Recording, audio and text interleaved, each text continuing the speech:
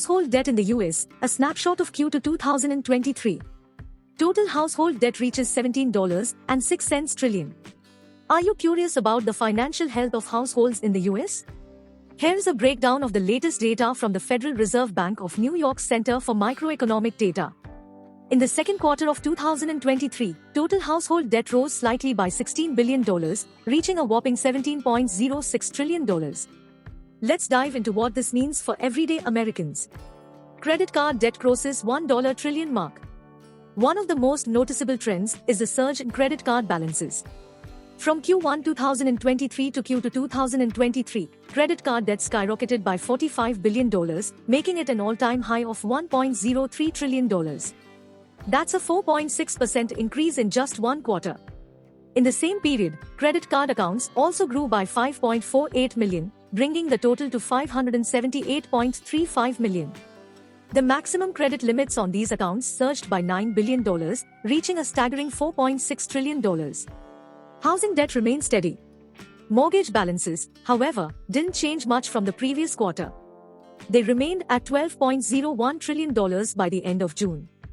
This steadiness is attributed to a decline in mortgage originations and slower home price growth. While new mortgage originations increased by $70 billion to $393 billion in Q2 2023, this is still a smaller number compared to earlier periods. Other balances and auto loans. Balances on retail cards and consumer loans, excluding mortgages and credit cards, saw an increase of $15 billion. Auto loan balances, following a trend since 2011, went up by $20 billion. Notably, the dollar value of newly originated auto loans was significant at $179 billion, even though the number of new loans opened was still below pre-pandemic levels. Student loan debt and delinquency rates. Student loan balances experienced a drop of $35 billion, settling at $1.57 trillion.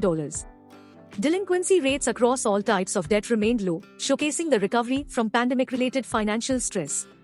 While the share of debt transitioning into delinquency increased slightly for credit cards and auto loans, it's worth noting that these rates remained close to pre-pandemic levels. Takeaway: a closer look at trends. In this report, we see that newly originated mortgage debt increased slightly, driven by purchase originations as refinances slowed down. Student loan debt remained significant but has benefited from suspended payments.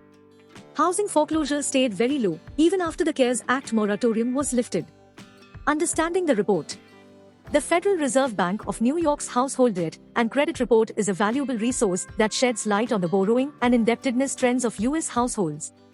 Drawing data from the Consumer Credit Panel, a representative sample from Equifax credit data, this report offers insights into mortgages, student loans, credit cards, auto loans, and delinquencies. It's designed to help various entities, from community groups to small businesses, better comprehend and respond to household-level financial trends. Overall, this report provides us with a snapshot of how households are managing their finances in the current economic landscape. It's clear that while some areas have seen growth, others have stabilized, resulting in a dynamic picture of the nation's economic health. KudosKuber bless you with fame and wealth.